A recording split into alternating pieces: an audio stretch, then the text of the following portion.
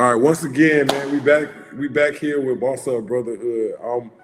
I'm trying to present things a little different. I'm here with myself. I'm the finisher. You guys should know that by now. I'm also here with a person that I've known for 20 plus years. When you really think about it, man, like we graduated high school way a long time ago.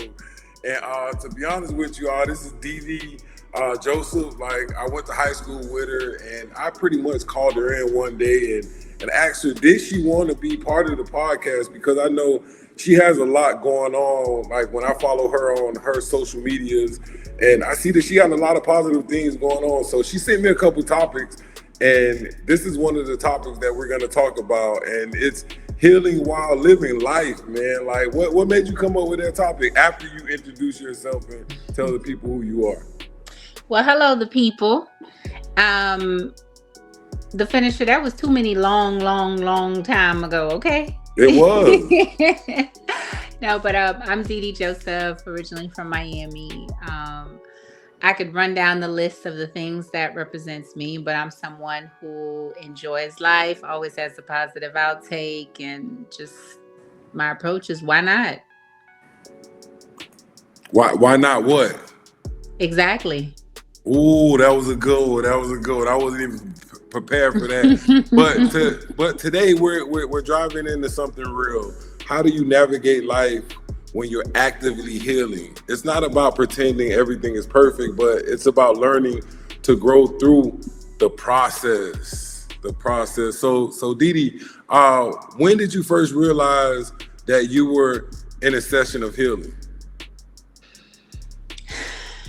I think for me, it's relatively, it's not something that I've known for a long time at all. And sometimes you don't even get a chance to identify it. So when you're talking about healing, especially when it comes to my story, there's so many different layers of it that we could talk about. Initially from certain childhood traumas to, a lot of people didn't know this, but a couple of days after we graduated, I watched my brother get brutally murdered. Oh my God. And then had to turn around and go to college like nothing happened. So how was that? How was that for you though? Whew. So it took years, right? People talk about like this hot button topic triggers. And sometimes they like throw it out. Oh, my trigger. Like, honestly, when you go through a certain situation, you don't even know what your triggers are until you have to like go through them. And then even then, if you're not cognizant that something is wrong, you just react. Like the situation that happened with my brother happened involving a green car, like a green sedan, right? And for years, green cars were my trigger, and I had no idea. I used to say I get road anxiety or whatever and would label it whatever was fancy and sexy at the time. But it took a very long time for me to understand that every time I saw a green car, you know, it brought me back. It was your time of reminiscing of the things that you didn't even really want to see, if I'm saying that right. Yep. Agreed. And that was another big challenge too, because I am, when I tell you I am an amazing avoider. Avoidance that was my ministry. Like it never happened. And in my mind, I'm like, oh, I'm over it because, you know, I feel like it never happened. I'm over it. I'm past it. Not really understanding that I have to sit in it. Like, I have to go through it. It has to hurt. It has to not make sense. I have to question a lot of things. I have to, you know, want to give up, then go back into it again. Like, that's one of the biggest challenges with healing, because people, what I've seen, right? People put themselves in a hole and they're like, oh, I'm healing right now. Right. But in actuality, you're not. You pulling yourself away from everybody. You're just going in a hole. You're not doing the work because it has to hurt. So, you know, I just went through my healing stage of going through everything that I went through, going through the divorce, going through job loss, going through leaving the family. So my honest opinion of what you're saying, like where some of us feel, I'm not saying everybody, and I'm not saying you're wrong, but where some of us feel like, what does healing look like for you? Because my healing, the way I healed, looked totally different from so many different people. So, but now at this point, on today, I think I'm in a great headspace. I'm able to have this interview with you because 6 months ago I couldn't have did this. I didn't even want to talk about healing. If you watch my videos, I was all sad and all of this, but I took my stage because what healing looked like for me to start healing. Now, I'm not saying I'm healed because I'm definitely going through it. Like, I use this platform, me having interviews, me doing my YouTube videos, that's healing for me.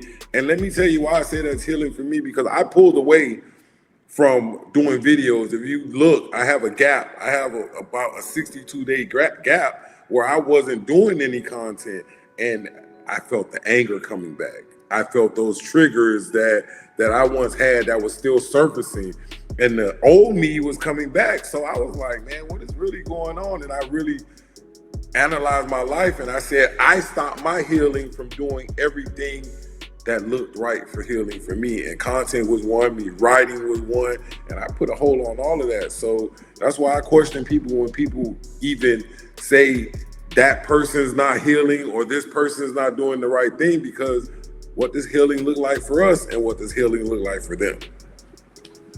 I agree with you 100%. Like, healing does look different in the way that we react to it. But at the end of the day, if you are not ready to accept why you went through some crap, and that you will continue, like crap will continue to happen in some capacity is based on how you accept it, you just kind of standing still. Like, for me, healing for me, because I move. Well, I used to move and navigate a lot through my emotions because I'm a woman. That's what we do. That's how we program. God, or creator, whoever you want to believe in, found it a real funny joke to just pump us full of emotions. So, like, so for me, I had to interject logic, because that's something that I wasn't accustomed to moving with, right? Like, it had to make sense to me. Once it made sense, then I was able to understand how to move past it, what else it touched. I'll give you a prime example. Okay, so talking a little bit about my personal life, right? For a very long, again, on my business. So for a very long time, I did not want to be a parent. And I would say that rich auntie lifestyle, that's the lifestyle I want to live. Forget y'all, I'm going to jet set or whatever. What people don't know is that was a mask, because I was still dealing with my own personal trauma of the fact that I was told I could not have children because of my heart condition. Okay. And instead of, again, I was not moving in the mind state of logic, right? So I didn't take it as, it's not that you don't want to have kids, Dee. It's just that you can't traditionally have kids because of your health condition. I wasn't thinking it. I was like, I can't be a mama. So, rich auntie, I don't want kids. Ew, no. Ugh, allergic. Like, that was the mask. And it wasn't until I was able to peel back and sit in it. And like you talked about the gap that you had in relation to that, those moments are not as unhealthy as people claim for them to be. Like, sometimes you do need to go through the hurt. Sometimes you do need to experience the pain, because 10 times out of 10, that message that you're supposed to receive, that you're receiving in the hurt and pain, that message tried to come to you during times of peace and introspective. Like, that message tried to come to you when you was calm, when you wasn't doing nothing, and you didn't listen. You didn't choose to accept it. You didn't choose to listen. So energy was like, oh, you need me to turn it up. Yeah, I got you. I agree. So on the other side of what I'm going through, one of the things that I always pray to my maker about is please send the messages in times of peace and solace and not in times of chaos and pain. And I think we're so accustomed to pain, and like even when you hear people, oh no, it's supposed to hurt you. No, our lives are not supposed to be filled with pain and stuff. Like, I'm very territorial about my peace. And again, that's on the other side of my healing, right? I'm very, very territorial. Like, I have left jobs, I have left people, regardless of whatever the relationship dynamic is, because I do value my peace. I agree with that. I just understood what peace was really about, and once I got a taste of it, that was like a non-negotiable. Like, if you gonna mess with my peace, listen, I don't want you around me. I don't want you around me. But that goes to my next question. Like, how did you fight the temptations on things that may broke you or got you going through your healing process? Like, when the temptations came back, what was your tactic on trying to prevent that from damaging the progress that you made when it came to your healing? I accepted the fact that that's a possibility. I allowed that possibility to happen. And I didn't allow myself to feel bad about any type of setbacks. I literally had a setback 2 days ago. And what I love about where I am is that my snapback is a lot quicker. Oh, that girl said my snapback, right? My snapback quicker. A lot quicker.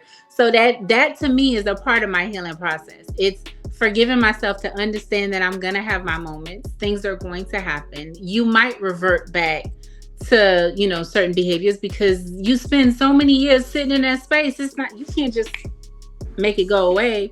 But I forgive myself, and I know myself enough to be like, ooh, you had a moment. Yeah, that was a moment. And I catch those now. I had to go. I'm not someone who, like, I'm not prideful. I will tell you in a heartbeat, that was me. That was on me. So that was the situation. I had to go back and genuinely apologize for my reaction, because I'm like, yo, I didn't even know. And we're talking about triggers again, right? Like, I didn't even know that was a trigger. So again, another reason why I love how you opened up and said that I'm still healing. Like, this is still a process. This is an ongoing process. Because we don't even know under the surface, like, for real, even if you're doing the work, you don't even know what's up under there. So I'm just you speaking on that. So I'm gonna speak on something. A lot of the unspoken things that we don't speak about. Like, how do you feel? What can be your honest opinion of you giving people advice of the unspoken things that we don't speak about? How do you heal with that? Because you know how some people are freely to talk about their problems. I've gotten to that point. I can talk about my problems. I'm cool. I can tell the world. I'm telling, I got 5,600 followers. I tell 5,600 people every day what my problems are. And there's a lot of people out there that don't speak the unspoken truth of it. Like, how do you help people or give them advice to deal with that? You have to, before you even start your journey, you have to be able to identify what your safe space looks like. You have to. Like, for me, I've tried therapy. I think I was at number 5 or 6 before. What, therapist? Like, yeah, you sound like me. 5 or 6. But what I realized is that there was a specific person that I would listen to. I'm someone, and it's funny because going back to the rich auntie or auntie lifestyle persona, I'm somebody who listens to their auntie. I grew up listening to not saying that I didn't listen to my mom, but my aunts played a very pivotal role in my development. So if I was going to get a therapist that would serve as like a part of my safe space, they would have to represent an auntie. I get what you're saying. They would have to. So I work with at-risk youth now, and I work in the social services field. And even my colleagues become, when we have conversations and stuff and they're going through it or whatever, and we start talking about safe spaces, and I ask them, who provides the safest space for you? Because it could be an auntie, or it could be a parent figure, it could be a homeboy, it could be a big sister, big brother. Yeah.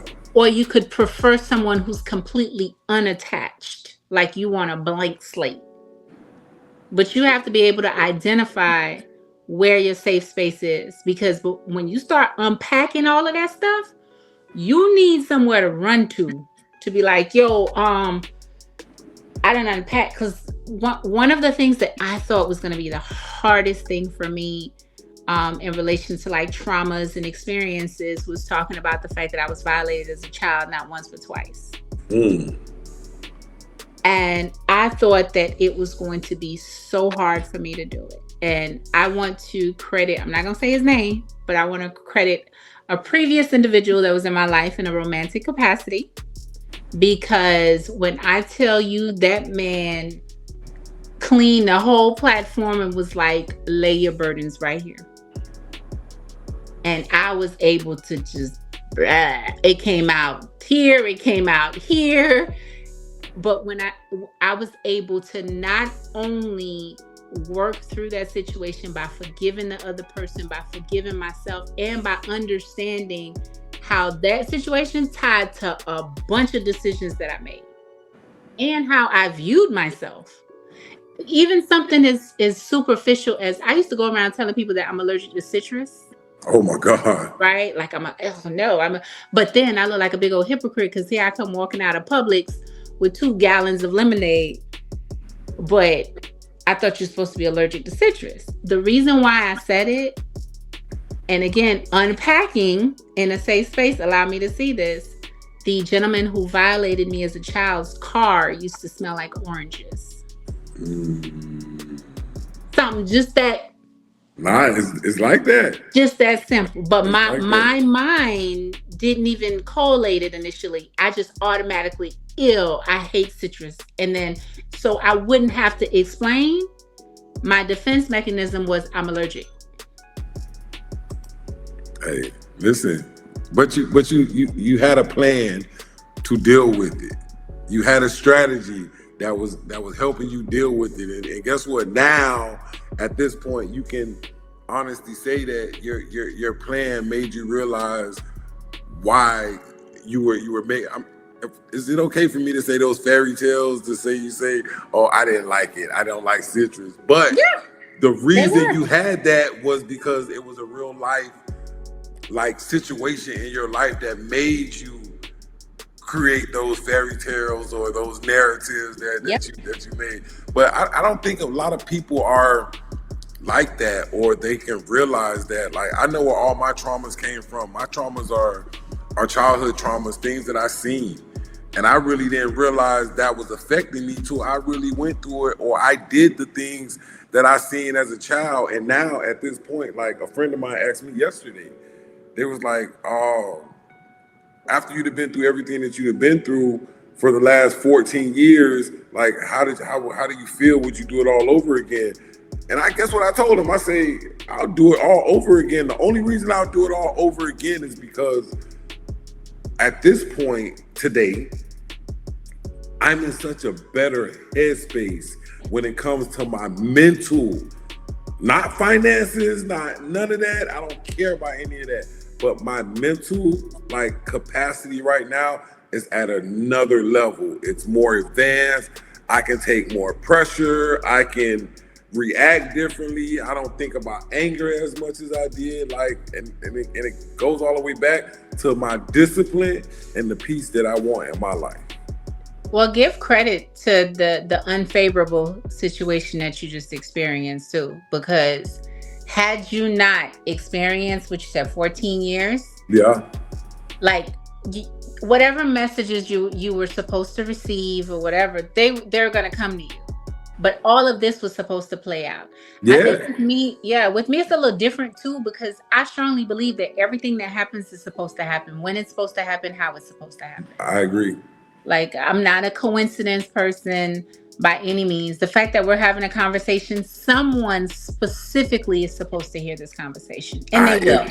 I agree. Listen, I totally agree. Even if it's that one person that we talked about before we even got on to start recording. So I'm gonna ask you another question. Since you are in the field that you are in, let me ask you a question. How does that affect your professional life?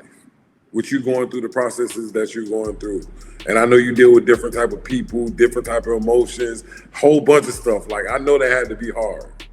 So yes.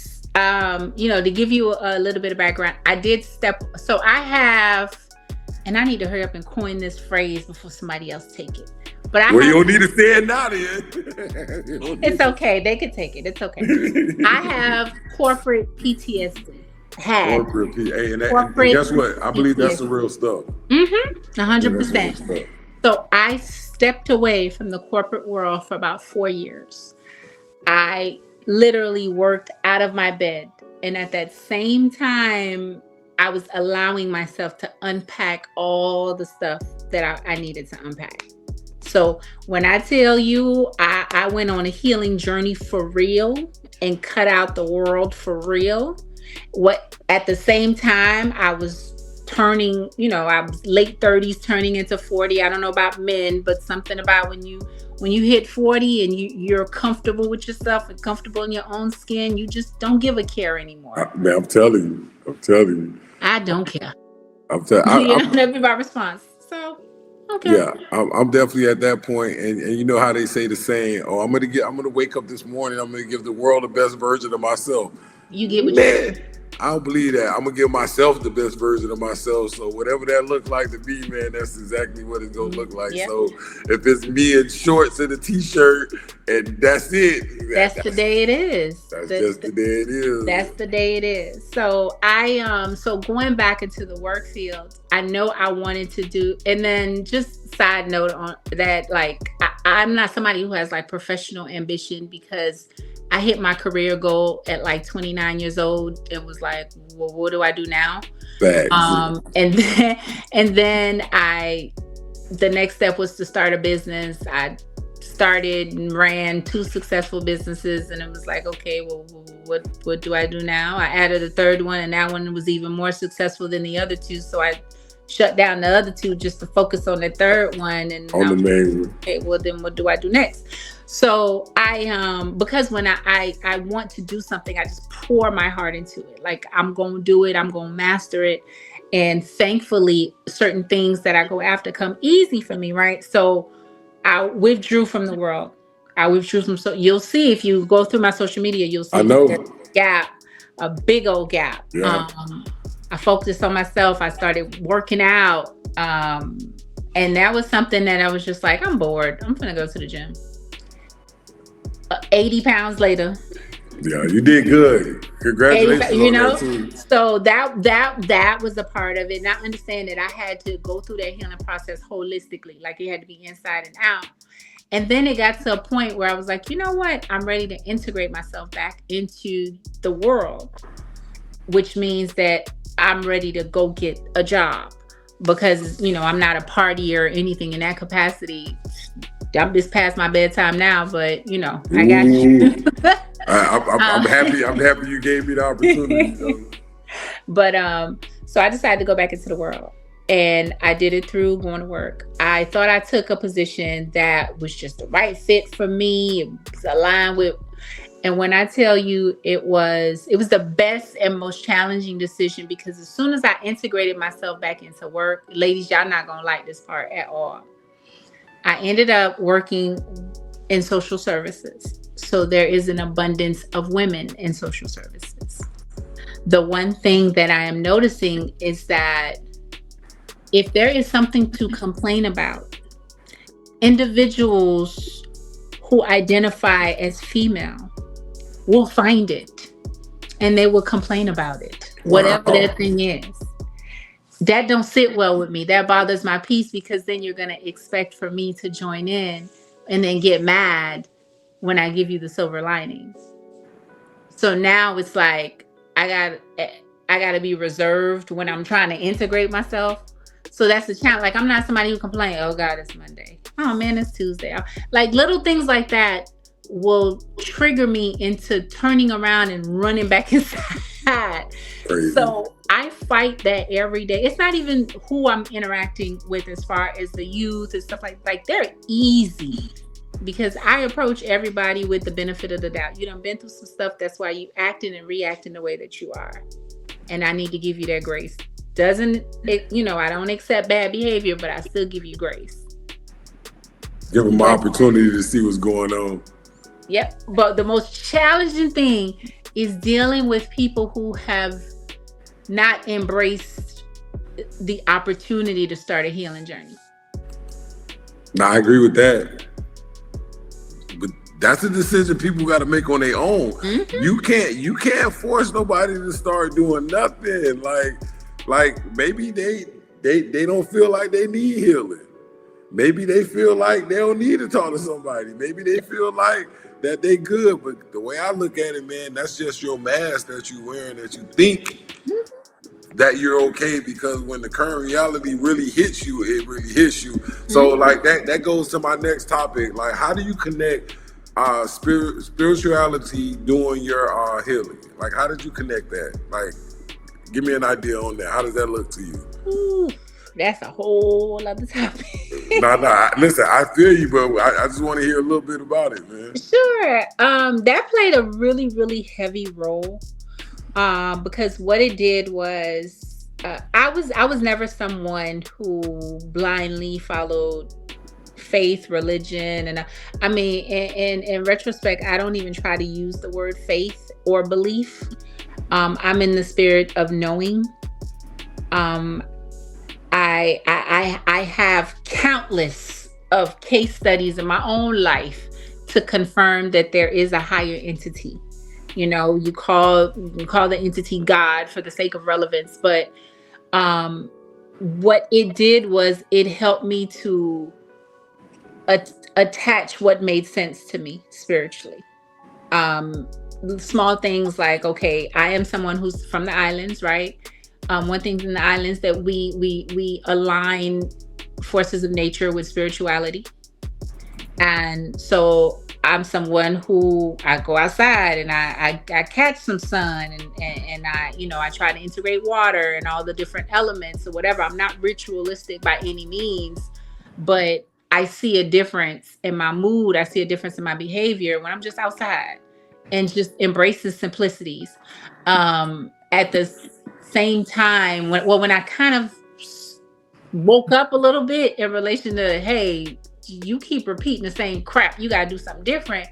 I had a girlfriend, a really good friend of mine who was ultra religious, and she thought that we were on the healing journey together, and was kind of using me as a crutch a lot of the times, and we bumped heads a lot of times because I'm someone who strongly believed that messages come directly to you. Yeah, it's up to you to see them or not, or catch them. Yeah. I'm very hesitant on receiving messages externally, meaning through someone else, right? Gotcha. Or someone claiming that they're working on behalf of. And the reason why I'm hesitant is because there's always room for human error and personal intentions to be stuck in there, even if it's the way you deliver it or when you deliver it. So I had someone in my life who constantly attempted to invert negative messages into me and saying that they were transferring these messages on behalf of, like, constant. Oh, don't do that. Don't talk to him. Oh, don't do. And while I'm going through this whole internal struggle of allowing myself to connect spiritually and allowing spirituality to make sense to me. And then I have someone who was supposed to be in my safe space kind of combating that. I get you. So I'm fighting for my life. In that situation, I'm fighting for my life. But at the end of the day, I chose me and I chose peace. And I know what spirituality looks like to me. And when I hear people utilize religion, I'm like, whatever works, work. I just encourage anybody, regardless of whatever path you decide to go down this healing journey, try to capture as much information as you possibly can. And also try to identify where your safe space is. Because like I said, when it's time to unpack, like, you're going to need it. I definitely agree with you on that, because when I say I unpack, man, look, I needed everything. I'm talking about, I was up at 3, 4 in the morning. Like, I feel like I was waking up just fighting whatever bad spirits that was above me. I couldn't sleep. I had to grab my Bible and turn it over. And I'm not the one to even talk about the spiritual stuff, because I just really got to this point of even seeking God, or even trying to go down that path to try to find a different solution. But like, I don't want to say this the wrong thing, because on all of these platforms, you know, if you say the wrong thing, oh, he's not doing this. But like, I really stopped like going to God and begging God and saying, hey, God, fix this. Like, can you make this better? And I pretty much started praying to God to give me the strength, show me what I need to do, where I need to walk, what I need to listen to.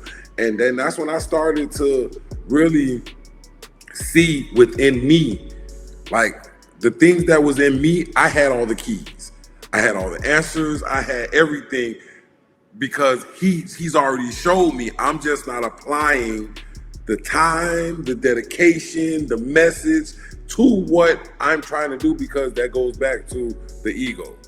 The ego is going to be in your head and say, hey, man, that ain't right, man. Why you even listening to that? And a lot of us, especially males, we listen to that ego, and that's where, I'm gonna honestly say, that's where our lives take a different track. Because once you let him in, he's gonna ride your back until you can't get him off. And once he gets on you, you already mentally showing yourself that I'm weak already, because I'm falling for it already. So now at this point, like, I don't think about the ego, I don't think about any of that. I just think about, I got the power to get my life to the next step. And with that power, it's all about just making the decision, making a choice. Like, what do you want to do? How do you want to live your life? What's your next move? Because I don't care how many of these shows I have, how many messages I put out on YouTube, it's nothing if I'm not applying what I'm saying to myself. And if I can simplify it, so what you call ego, right? That probably is the term that another male at some point created and integrated, but it's really emotions. No, it is facts. That's all it is. Yeah, emotions, man. Look, man, that's so true. That's all it is. And again, to simplify, if anybody wants like a simple formula to start with, step out of your emotions and go towards your logic. Facts. That's the truth. That's the easiest way to start unpacking stuff. Like, just let your logic lead. That's the truth. Like, and I'm gonna speak on that. And the reason I'm gonna speak on that is because everything that I was going through, once I started to say, like, hey man, you went through that because of you. When I pointed it back to me, that's when I started, my logic started to say, hold on. Light bulb. Like, why are you saying JoJo did that to you, but you ain't think about the first thing that you did to JoJo that made him react? So now you trying to throw the rock and hide the hand. So I started realizing little things like that. I started to realize that I wasn't living the right way.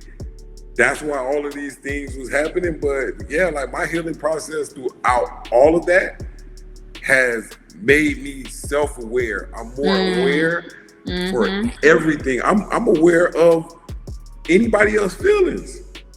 It's gonna get heavier. Oh, I already know. I do challenge you though. Have you unpacked? Okay, so you mentioned a specific situation. You mentioned a specific situation that, hey, JoJo did this because I did that, right? Like, that's a reaction from what I did. But did you unpack where the need to do what you did came from? Like, let's say you lied to JoJo, right? So JoJo pinched you. Did you unpack why you needed to lie to JoJo? Yeah, I did all of that. That's when I thought about the root cause. Like, why did this happen? Why did that happen? And once I started realizing that, once I started to realize that, I said, man, hey, you pretty much got to control what you're saying and what you're doing. So I'm going to give you an example. I'm about to drop a video that says, I'm done with saying sorry. And the reason I'm going to drop that because I'm done with saying sorry is that I'm not in the game to do something to someone that I have to say sorry to. So that's the main place where I'm at. So like root cause. And I be the root cause things before that even happens. Like when I catch myself, when I'm about to be angry and I catch myself from getting angry, okay, that's still a win. That's still a win, but that feeling is still there. What triggered that feeling to arise? Like what triggered that feeling to come about? So like I'm already root causing before it even happens. So like I mean, it's a funny to me of what I'm saying, what I'm about to say right now, because I see it down the line. You know how YouTube is. Nobody really starts seeing your videos until you what you call it. So I just feel I'm building right now because all of the things that we're talking about, I've spoke about it in my post, and I can honestly say that this whole process, if a guy runs into this and he follows this, I guarantee it'll help. Because there's times that I can be going through my part in my life, and it's like I can honestly say that if I don't, if go ahead. Like overall, the messages that I'm putting out is my process of months and months of writing, months and months of learning myself, months and months of doing research on myself. And now when I'm getting ready to do something, I've got all my papers in front of me, and it's like I'm putting together a process of what I've been working with myself that has been working. And I'm not saying today or next week, but I think someone's gonna go back and watch everything and in a post is they're gonna say, Lamont, thank you. This helped me so much. Lamont, thank you. This is the message I needed to keep going. And that's my whole thing. Because men, I'm sorry, we don't have it together. I don't think we'll never have it together. I don't think that we'll never understand. But I do feel that if we have us a process that can help us when it comes to our healing, prevent going through it so you don't have to heal, and just be true to yourself, man. Be honest to yourself about where you're at in life. Because if you never admit to where you're at in life at that moment, where's your starting point? You won't have a starting point. So that's my take on the healing. So I got a question for you. If someone's listening, anybody's listening in the middle of all of this healing and feel stuck, what's one piece of advice you can give them right now? You feel stuck. Yeah. I think I said it before. You have to be able to identify your safe space and what that looks like. It may or may not be a person. It may or may not be professional. It may or may not be a specific activity. But you have to be able to identify your safe space. You have to be able to... So this whole process, like you said, is not for the weak, right? There are certain things that are going to happen that is going to mess with you. But it's okay. You have to be able to forgive yourself because you have to know that there is a purpose and a reason. Again, if you're able to master allowing your logic to drive and tell your emotions, don't even get in the backseat. Tell your emotion go in the trunk. Tell your emotions to go in the trunk and think about what they've done the past X amount of years to get you to this point. Okay? Because that's who has been driving.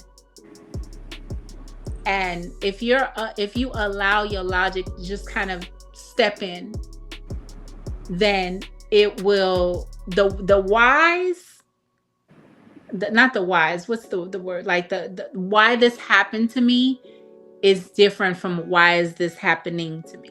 Facts. Just the little switch, right? Being able to uncover why you went through certain situations, like even a situation with my brother. Like that's something that even to this day is challenging to conceptualize. Like I was literally having a conversation with him and then he was no longer here. And I am a teenager at the time, and there was so many other things that happened that compounded and made it worse. But I understand. I have an understanding as to why, well, what I got out of that situation. I was able to conceptualize it. Granted, it probably wasn't the most favorable thing that happened to me in my life. You know, had I known better earlier, I would have prayed for my whatever that those messages that I got, I would have prayed for them to come maybe a different way, because I still need to get them, but I would have prayed for them to come a different way. However, all of this plays out the way that it was supposed to play out. Every single aspect. I totally agree with you. I totally agree with you. So here's our wrap up. This is what I feel. Healing is messy, but it's also powerful. It's about becoming, not just recovering. I'm still here. I know I'm still here. Can you hear me? Yes, but that's what I feel about healing. It is messy. It's definitely messy. It's powerful, and it's all about how you're going to recover from it. That's the main thing that we look for in our healing, because a lot of people don't understand that healing can go in so many different ways. You might hear, like, I'm gonna tell you this. People be like, "Oh, when you gonna start dating again?" Does it even matter? Like, dating is, it doesn't even matter. Like, I go out on a date with myself. So I'm glad you said that.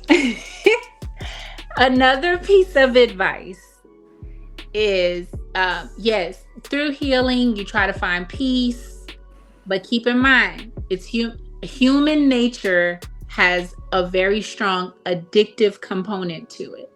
And when we come across something that just it feels favorable to us, feels good to us, we want it over and over again. Peace is addicting. And we are not meant to be in this world by ourselves. But please be careful during your healing process that you don't go all the way to the right and don't even allow the space for integration. Whether you're going through a heartbreak or you're going through professional or corporate PTSD or whatever it is, like your friends, family members have tired you out, life in general, whatever it is, when you start obtaining that peace, be very mindful of that, because it is very easy to get comfortable in that space and be a complete recluse, which then that starts messing with your trauma again, and you start developing different types of trauma. So there has to be an equal balance. I had to deal with someone who went through his healing journey, and when I tell you, this man, his piece is in a lockbox in a bunker with armed guards and dog. Like, that man treasures his peace. So much so to where he didn't necessarily leave room for anybody, especially not me. So we had to go through that process where I'm like, you can come out, come out a little bit, come meet me, come meet me where I promise you it's safe here. Come meet me where I am. So you can get very comfortable in your peace. Take out the word peace and put in the word single. Take out the word single and put in the word bitter. Take out the word bitter and put in the word angry. I agree. But you need to be very cognizant of that. Like, you need to be very alert about that, because that peace, that thing is better than any drug you can get off of any street corner. Facts, and I agree with you on that. I definitely agree with you on that. So this pretty much, I'm gonna wrap up the whole thing. I know it's past your bedtime.